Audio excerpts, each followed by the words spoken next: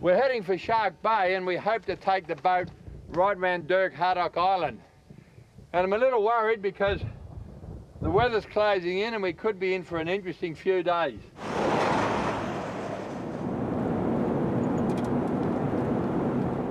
Well, the weather's a lot better this morning, beautiful clear day, so what we're going to do is jump in a small plane and fly over and have a look at Steep Point. Now, Steep Point is the westernmost point on mainland Australia, and off Steep Point is Dirk Hardock Island, and that's where we're going. We want to fly along, have a look at the cliffs, and then we can take our boat right around the island. It's going to be a great trip. This is really a dry part of the world around Shark Bay. You even have to buy your water. $1 gives you 20 litres. There's no fresh water around here, so they use a desalination plant to distill the water, and that's why you have to buy it.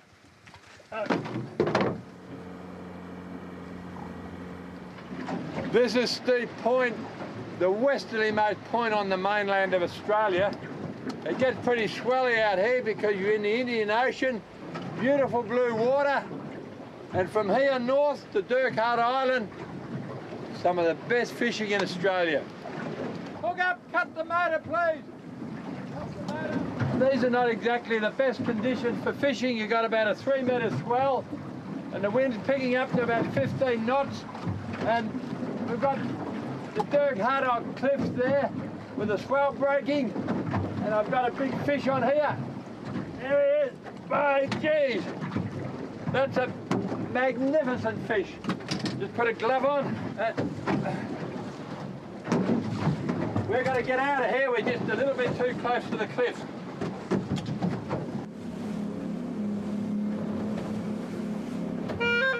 And the best part about catching these fish is eating them. Just cut off some nice big steaks and straight into the frying pan.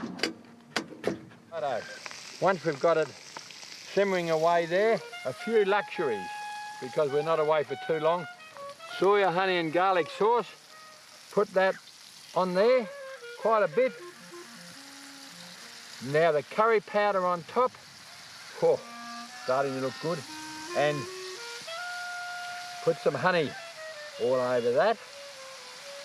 My gum. Righto, straight back on the fire just for a few minutes. You can see what happens as it cooks. You get the beautiful, delicate golden brown on the fish. That's from the curry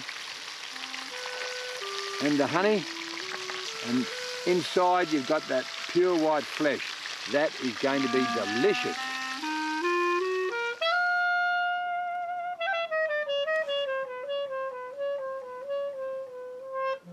You and your partner are the only two permanent residents on this island, is that right?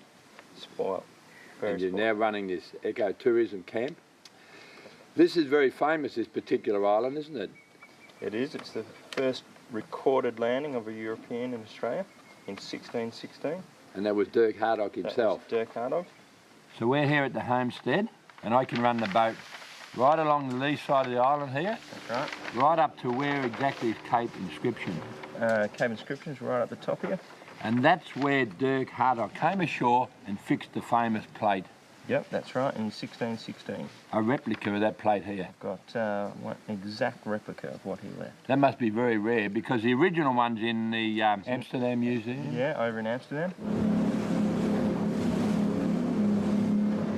Well, we're stuck on the bottom end of Dirk Hardock Island. On the radio, they're talking about gale force winds.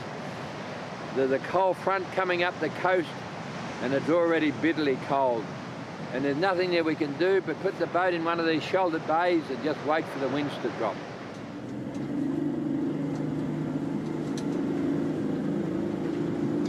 We're now at the top of Dirk Hardock Island, and up there near the lighthouse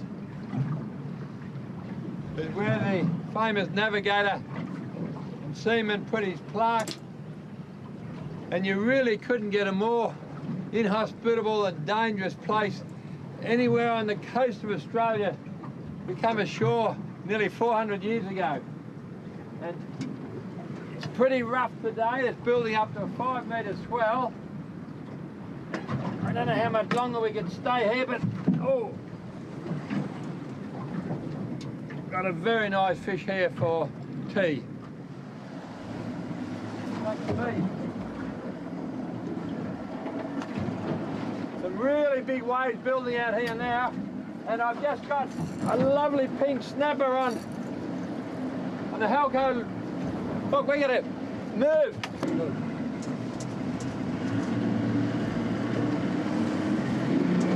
Now, just hang on. Yep. Get out of here. Right. Hang on,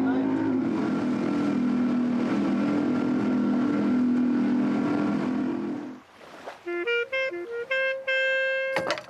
What a beautiful place to camp for the night after all the drama up the top end of the island. Swags on the beach, a lot of fire, cook the fish. It's going to be a beautiful night. It looks like there's a pot of whale showing up on the sounder. Got one coming up right at the stern of the boat now.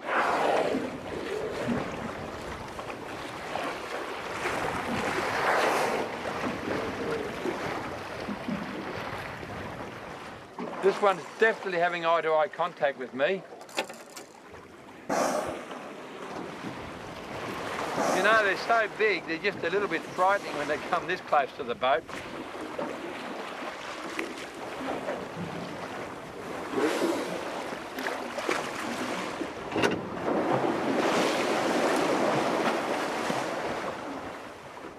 Just cut the motor, because the pot of whales just starting to come up to the boat now. There they are, look. This one's doing a belly roll right under the boat.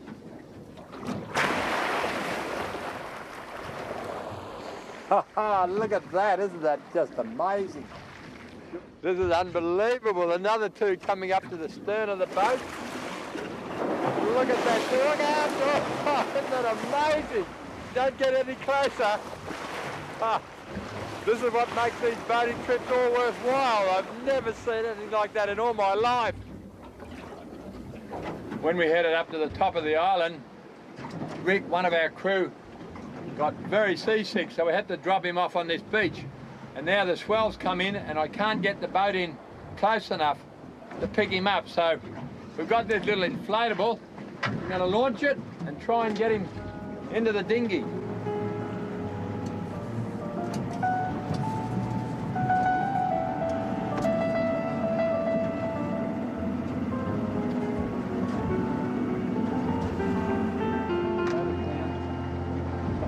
Welcome aboard.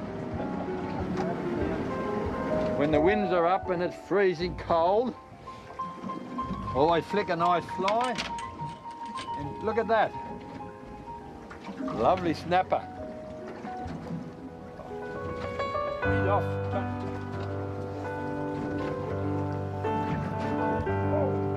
That's a good hook up. And there we have a very nice coral trout. He's about 48 centimetres, so his size, so I could keep it for tea.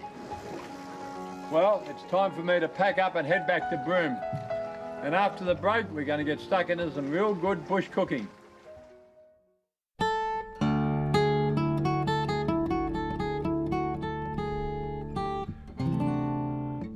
This week we're going to do some desserts because I notice out in the bush people yearn for something sweet. So I'm going to do the old-fashioned boiled pudding in the camp oven.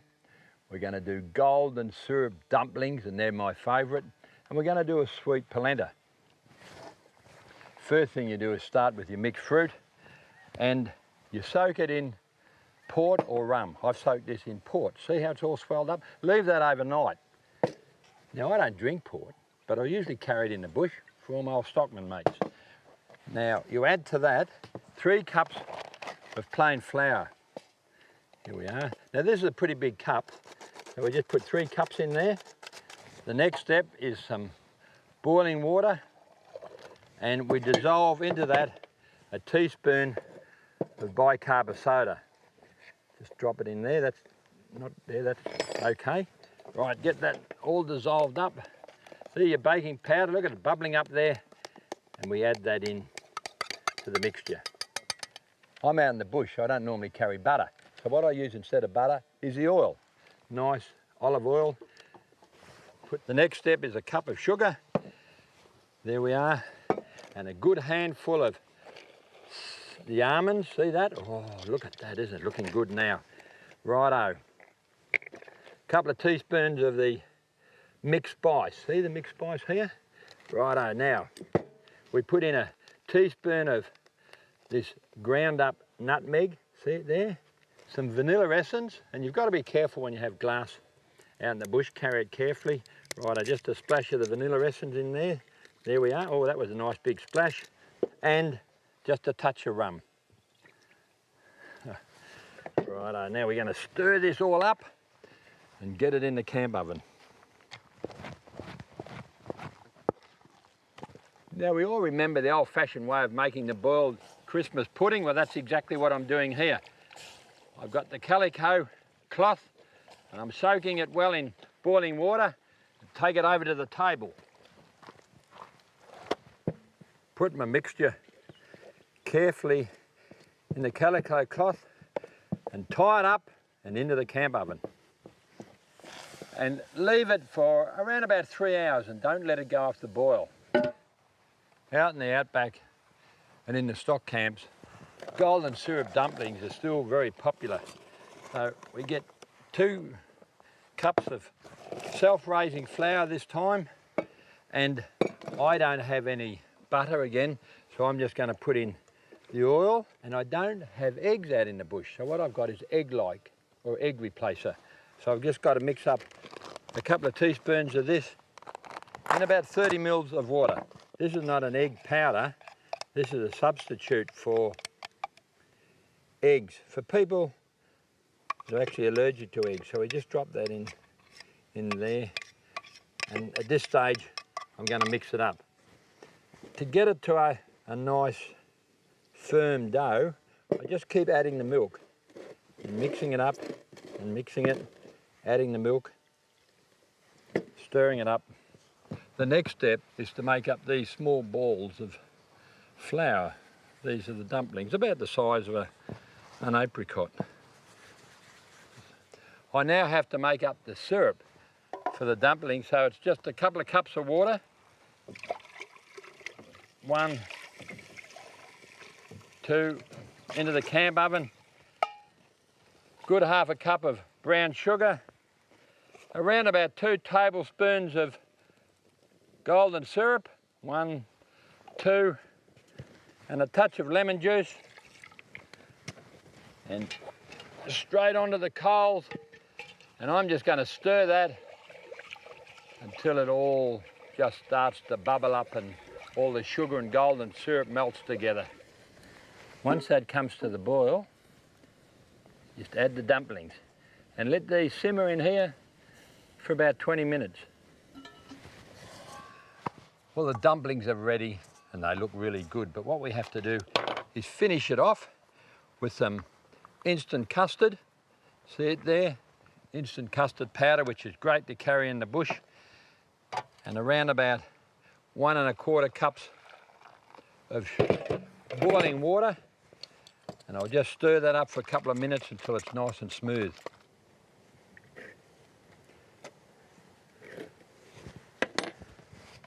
Just get some of this nice sauce, a little instant custard on top,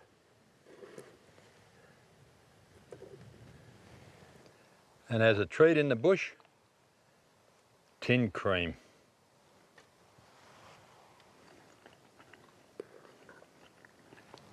And here's my pudding 3 hours later.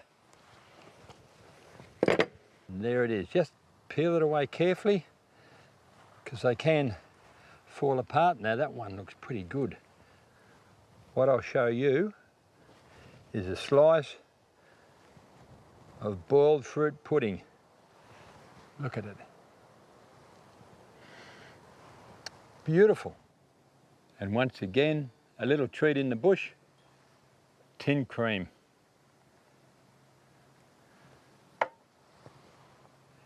How'd you like that if you're hungry in the outback? Another product which is very handy in the bush, and we don't use a lot of it in Australia, is polenta. It's a finely ground corn or maize. See it there? It can be white or it can be yellow. Just put it in a bowl here. Now I'm going to make a sweet polenta, but you can use this with fish, you can use it with a spaghetti sauce, or you can use it with meat.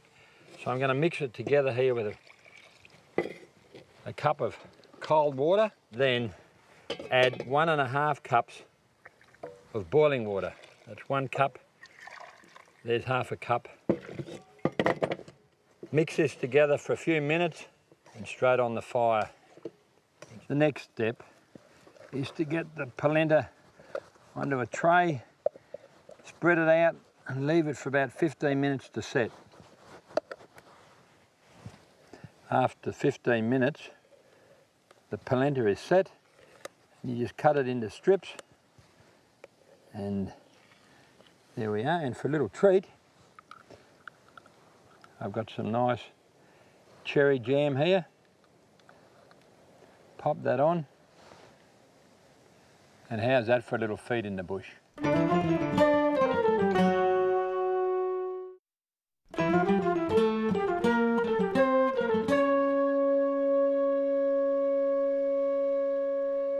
How you going, Frank? I'm going well, Malcolm. How you doing, Hey, I noticed you got another new car there.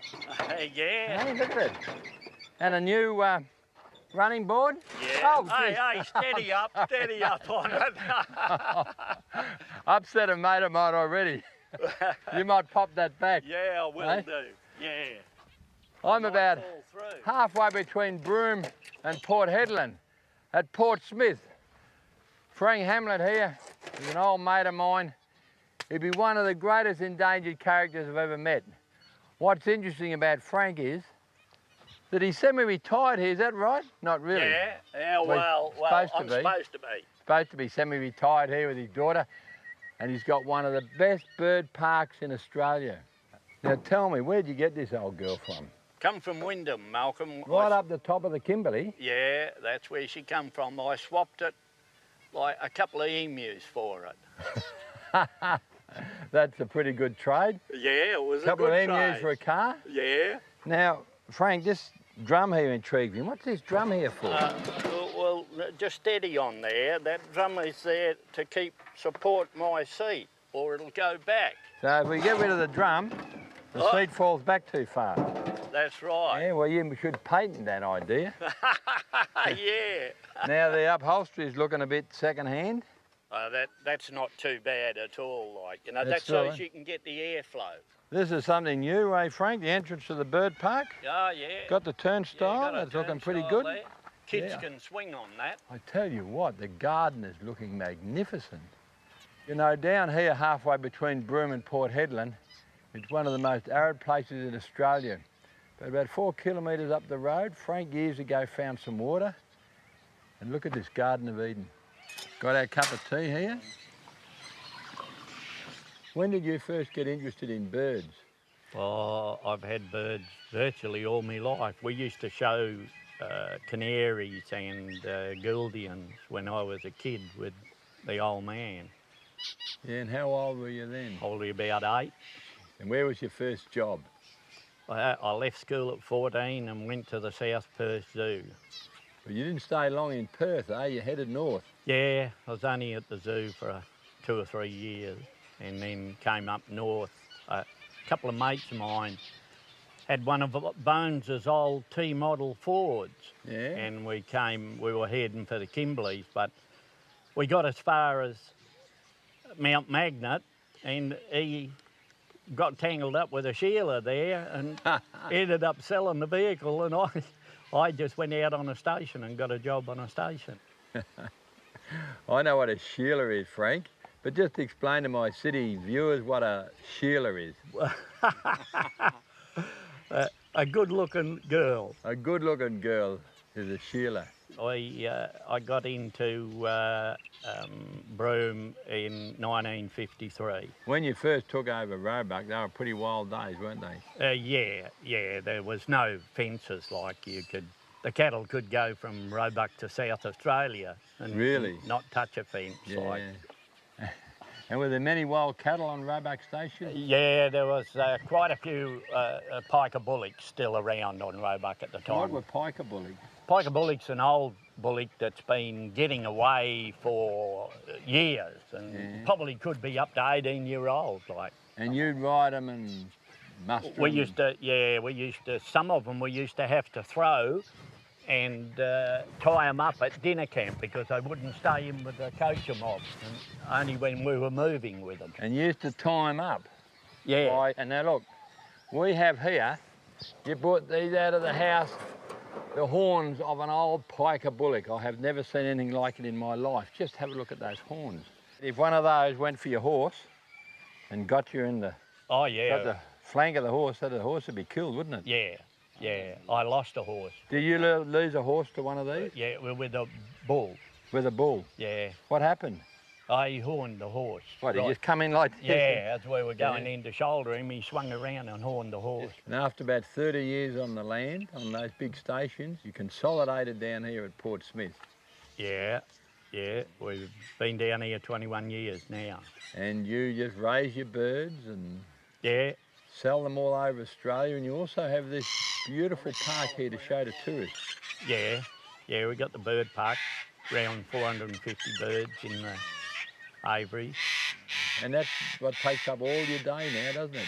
Well, with that in the garden, yeah. And you start early in the morning on the birds, feeding and... Yeah, we'd be start feeding about 6 o'clock in the morning. Now the Gouldian finch, I was down here years ago, and you were very successful to breed the Gouldian because they're becoming an endangered species, aren't they? That's right. In the yeah, wild. In the wild, yeah, definitely. Back in those early days when I first come into the Kimberleys, there was thousands of finches around. It's probably, they really only got into trouble in the late 60s. Do they know why? Well, they don't really, but definitely fire is one of the big reasons. People why, overburning. Yeah, overburning, and that's why Gouldians have really got into trouble. You'll never move from here, Frank? No, I don't think so, Malcolm. No, I hope I'm still annoying every bugger around the place in 20 years. Because you're on a most beautiful spot here, aren't you? It's called Port Smith, but you've got a tidal lagoon here. That's right, yeah. Teeming with fish. Yes, it's a pretty good fishing spot. Yeah, well, we might have a bit of a fish in the morning if we've got a bit of a chance. Yeah, right. I'll just clean her up a bit, eh, Frank? Polish it a bit? Yeah, that's right, mate, but I do it pretty often. Do you? Yeah. This is one of Frank's more upmarket vehicles on the place. This is the fishing vehicle. She's a pretty good one. Oh, yeah, she's not too bad. One shot, it'll fire. How's that? All right, I'll jump in. Yeah. Hey? We'll go and drop a line. What about the door? Hey, and the safety belt? Yeah, we'll look Yeah, all after right. it. We'll be right. Close the door, safety belt on. Hang on. Oh, look out.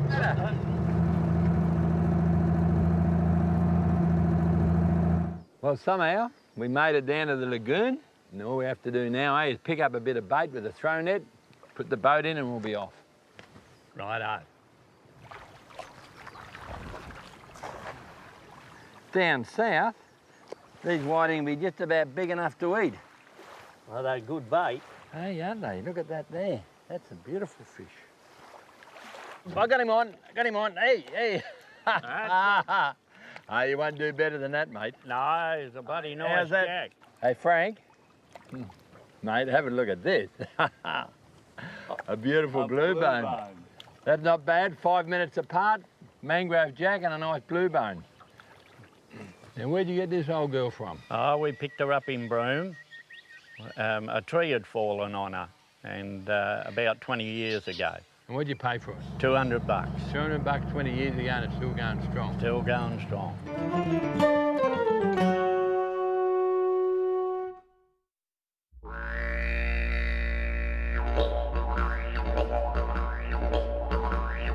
Well, here I am in Elcho Island.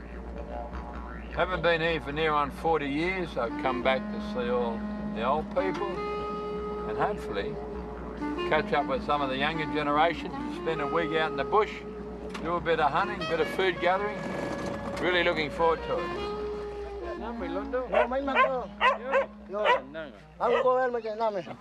I knew all the uncles here. You've got to be a little bit careful in the situations here because once people pass away, you can't mention their names.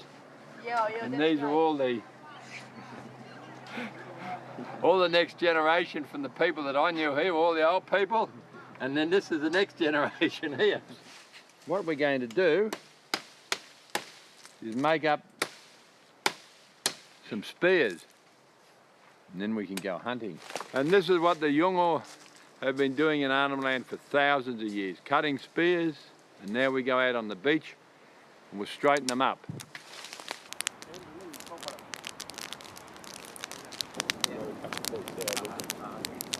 Once these spear shafts have been heated up on the fire and they're still hot, it's just a matter of getting all the bends out of them, using the pressure of the feet or the teeth here, and just work all the way along the shaft until you get it dead straight, and then take the bark off.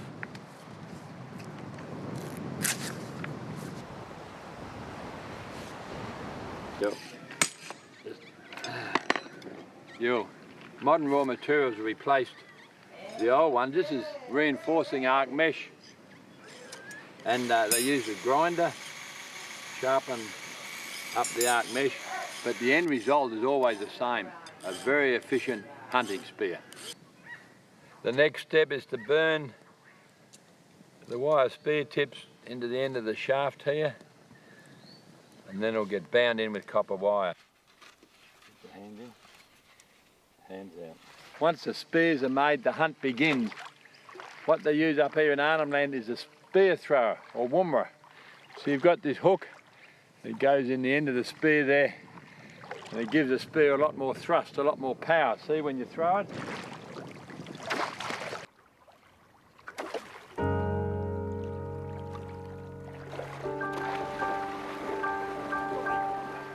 Hey! Oh, come in. Oh. Oh! These guys never cease to amaze me. Just have a look at that for a headshot. Look, isn't that a magnificent fish? Mirteri. Yo, have a look at the size of that fish. Oh, taking home for dinner, eh?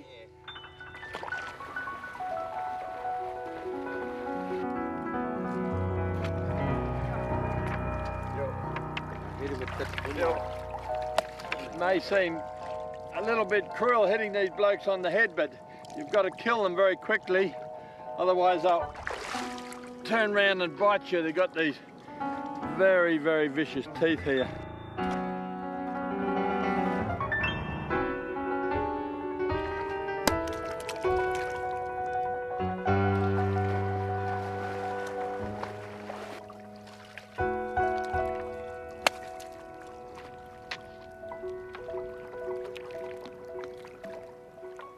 So we're going to have a late lunch. We're going to have crabs, half a gigantic fish here, and on the coals is a liver that's taken out of the sharks. It's going to be a great meal. Anyway, today it's a different sort of hunting trip. We're going out in the dinghy. We're going after turtle, eh? Stingray, trevally, whatever we can get.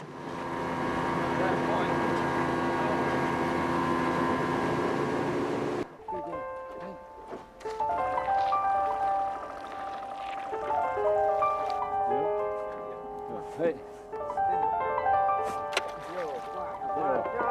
Yeah, number one.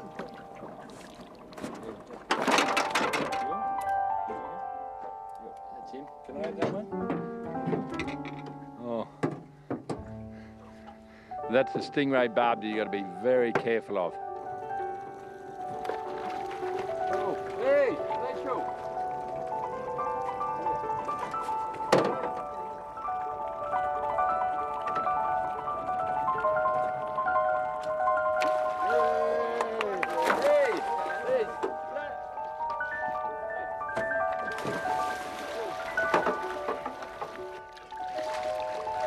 Trevally. Oh, we're having a great morning. Eh, Rachel?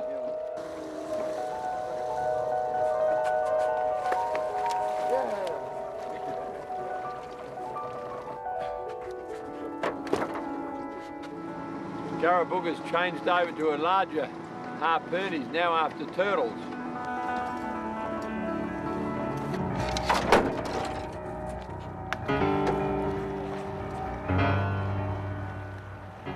Garabooga's just speared a turtle. Personally, I don't like people killing turtles, but it's important that I don't force my values on these people. It's their traditional food, so that's the way it goes. The men have decided to come ashore and cook the turtle, which is really good. Rather than keeping it alive in the boat, they'll take all the meat back to the community already cooked up. So what they're going to use is hot stones to cook it. This is a very traditional way of cooking turtle.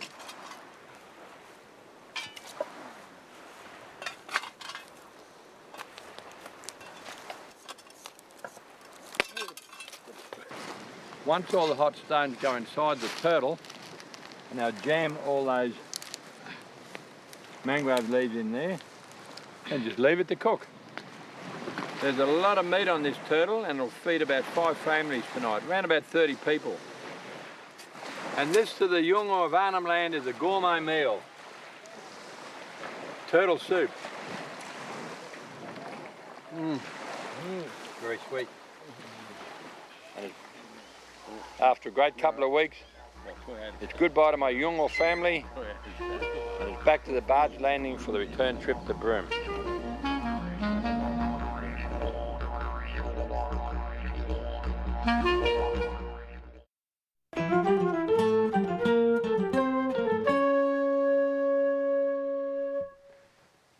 Witchetty grubs.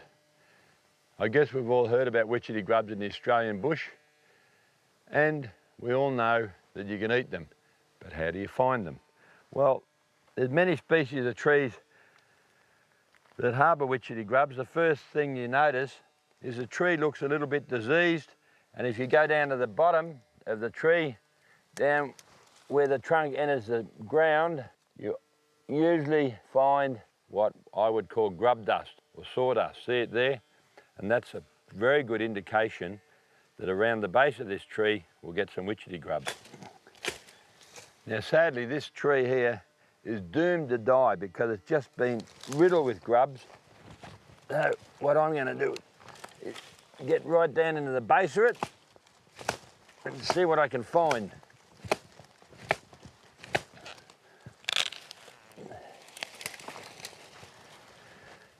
You can see here how the grubs had been boring into the tree here. See that? Here's a very small one here. See it? Doesn't look very appetising, but in a survival situation, that's good tucker. You can eat them raw. Very sweet. See the grub here in the root? There's that grub dust, or what we would call sawdust. And here we have a nice, fat witchetty grub. Just get him out.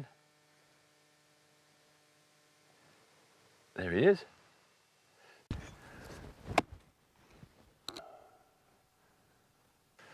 Now here's a really big grub.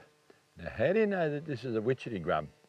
Well, if you have a careful look at it, it's virtually got no legs. Right up near this very small head, there are just 6 little tiny immature legs and no other legs.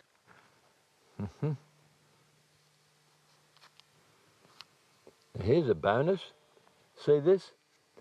This is a witchetty grub that's almost changed to the moth, but you can still eat that. The best way to cook your witchetty grubs is small fire, bit of ash, drop them on there, and just roll them around for a few seconds in the hot ash, and they're ready to eat. You can see the oil coming out of the cooked witchetty grub here now, and that is one of the best bush tuckers you can ever find. Whenever you're near water, it's hard to survive without a good spear.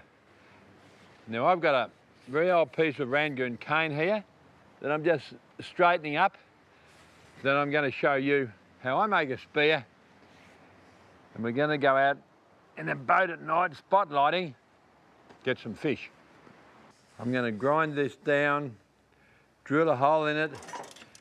I've got these 4 steel rods that we're going to stick in here and bind them in with wire and stick them in with araldite.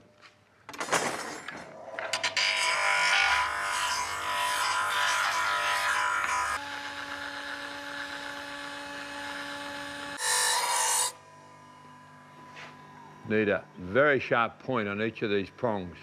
I'm now mixing up the araldite that'll hold the prongs in place, and I'll jam it right down into this bamboo.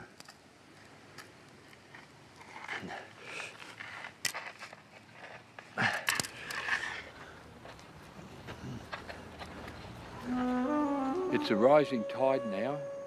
It's about 2 o'clock in the morning. Nice and still here, and these long toms moving around the mangroves, and that's what I'm after with the spear.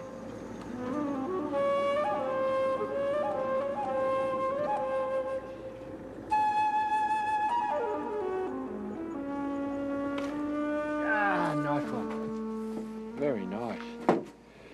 Ah. All long toms tonight.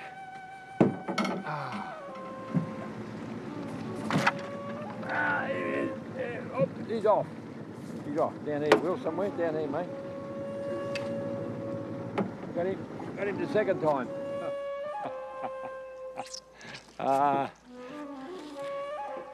You can go fishing all day and catch big fish on a line, but this is probably greater fun.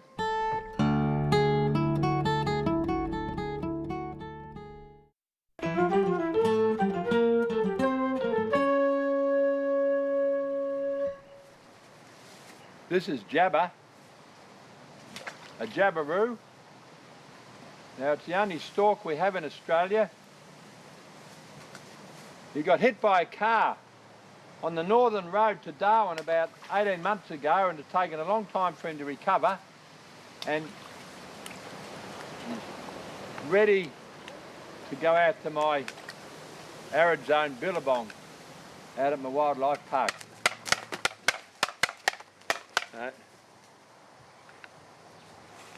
Magnificent bird. He's pretty quiet. This is actually a male. The females have got yellow eyes and the males have got the black eye. Strange looking bird, aren't they? Well, going out to the billabong, out of town. This is his new home. This is our arid zone billabong, 20 kilometres out from Broome. You can see the huge numbers of birds that are here now. It's been in for about 4 years. And you can see Jabber's about 18 months old. He's just maturing now, getting this beautiful opal blue turquoisey colour here. And another 6 months he's going to be quite magnificent. Now, what I'm going to do is put him in this area here for about 3 or 4 weeks. And then we'll take the fence away. And if he wants to, he can stay around here. But if he wants to fly away, he's free to do that. Come on, Jabber. Here you are, mate. Where you go? Here we are.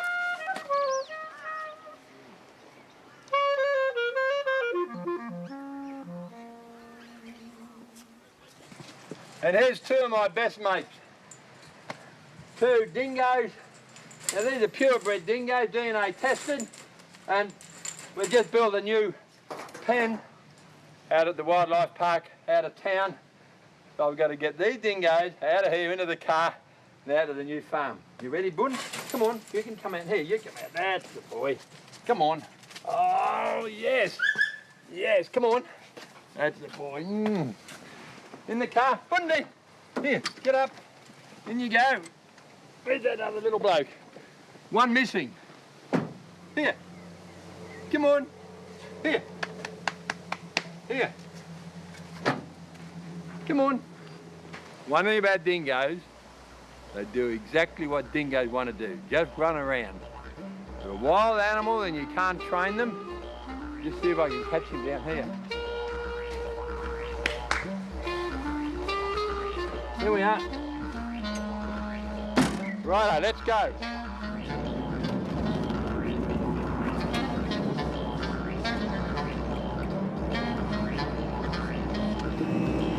Come on, get off the steering wheel. Hey.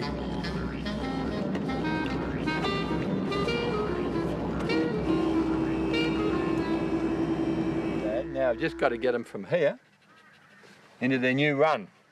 I'm now out at our wildlife park, about 20 kilometres out from Broome. Come on, hey, come on, hey, come on. Come on, Bun. Just get them into this gate here. Double gate. There we are. This is my favourite. This is the male. It's a very large dingo.